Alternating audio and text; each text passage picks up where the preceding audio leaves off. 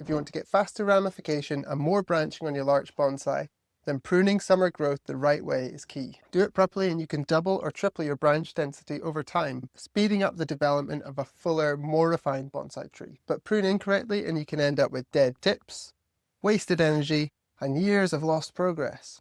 I've been doing bonsai for over a decade. Larch was the first species that I worked with, and it still remains my favourite. Today I'm going to show you exactly how to prune your larch bonsai for faster ramification, helping you to build the structure and branch density of your trees. Let's do some bonsai.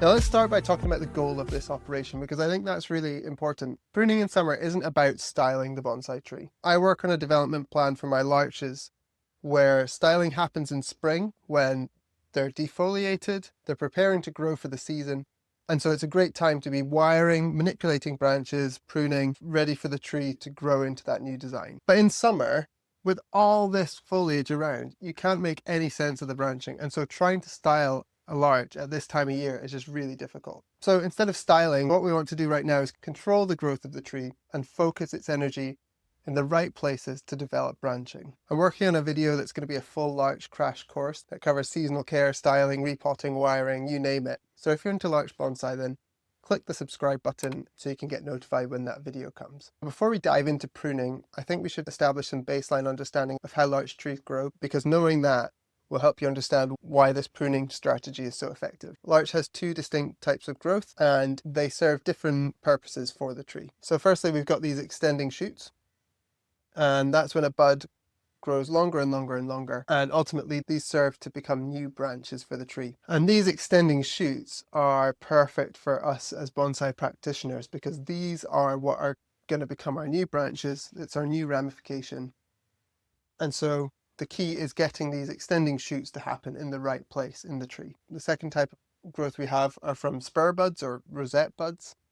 And that's these non-extending buds of foliage. And these are there to serve as solar panels for the tree. So they will gather up sunlight, photosynthesize, create food for the tree, and help fuel the growth of the tree. So on each one of these extending pieces of growth, you'll find buds placed along it, and particularly at the base of the growth, you'll usually find a couple of buds there. And these buds will form the basis of new growth at some point in the tree's future. Now, in most cases, this is going to happen next growing season, so we're talking spring next year. But there are some things that we can do to encourage those buds to grow this year instead of next year, and give us an opportunity for more branching on the tree a whole year earlier. So the first thing that we can do is to prune this extending growth. Firstly, what that's going to do is it's going to remove the high concentration of a hormone called auxin at the tip of the branch. The role of auxin is to stimulate branches to grow long and to suppress the growth of buds behind that growing tip.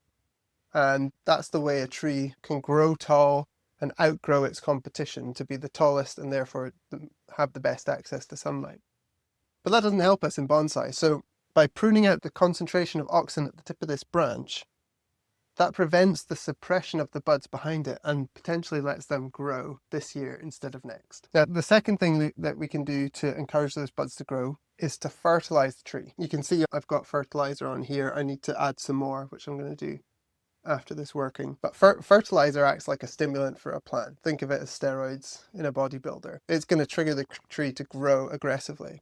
And hopefully, in conjunction with pruning off that auxin, that's going to push those new buds to grow into branches. Now, there's no guarantees when applying these techniques, and a lot depends on individual plants. For example, this larch here is older than I am. It's one of the first trees I ever had. And I know without a doubt I will never get a second flush on this extending growth. The best I can expect is a single flush of elongation, and that's all I get to use for building the branching on this tree.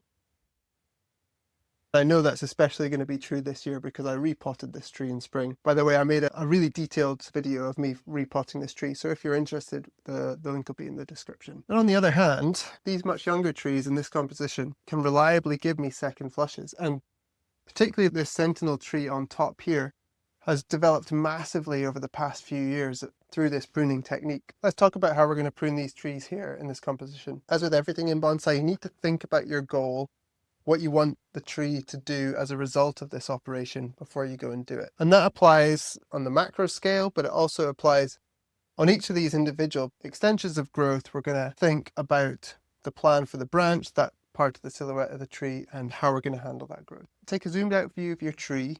Imagine where your ideal silhouette for the tree is going to be, and identify areas where you need more branching, where you want those extensions to become full branches. So for me here, this is probably a nice length already. I don't want this extra length here. This is too long, too long. There's a question to be had for, do I want an extra extension branch back in here? Overall, I'm pretty happy with the silhouette of this tree though. On the other hand, this less established tree on the other side, some of these extensions I'm going to keep entirely because they're going to form nice new branches to fill out the tree, while others I'm going to cut back to maintain a silhouette. So when it comes to this first tree, there's a lot of growth that is going past the silhouette that I want for it. I'm going to cut that back either right to the base in the knowledge that there's probably a bud or two there that'll push out again, or as close to the base as I can. If I see a couple of new buds close to the base, I'll come back to those just to keep adding new growth to the tree to maintain the vigor of the tree over time.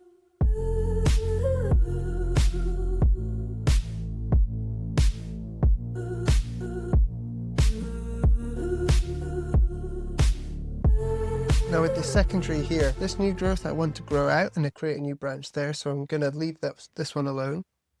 Same with this here, it's going to help build out the apex of the tree. And we've got some new secondary ramification happening on these branches here. This is quite weak growth in itself, so I'll leave that and we'll see how this tree responds to the pruning. These may get stronger and need cut back when we come back and do a second pruning in a month or so's time. We have this long extending shoot here, which is coming from right on the inside of the apex, and this is going to be too long to fit with the rest of the branching here. So I'm going to pick a length that I feel makes sense, try and find the closest bud I can and cut back to leave that bud on the end. It's really important when you're pruning this extended growth halfway that you leave a bud on the end, because anything past that bud is going to end up as a dead tip. So if there isn't a bud at the exact length you want, you have to make a judgment call, go a little bit too long or a little bit too short, but always leave a bud on the end to take over as the new growth of that branch. Coming down here, this again is too long. I want it to match this length that's here defined by the silhouette. So I'm going to find the closest bud, which is one here, which is pretty perfect. Cut back to that. Similarly, this extension is coming from the tip of the branch, so we want to cut it back short, either to a close bud, there. And had we not had a bud there, I would have just cut it back to the base. There you go. Really doesn't take long. It's not rocket science. But by following this up with some strong fertilization, we see how the tree responds. These young trees, I know they're going to grow again. And I can see some other buds already starting to push. So we're going to need to do this a second, maybe even a third time, depending on how vigorous your trees are growing. And each time we're going to be adding more and more branching to the tree in the right places. You'll find on your second and third prunings that as the tree uses up more and more of the stored energy it had from the start of the growing season, the growth is going to get more and more delicate and the buds are going to be closer together. That's perfect. That's going to give really tight ramification. So in general, that's the kind of growth we want to see on a larch.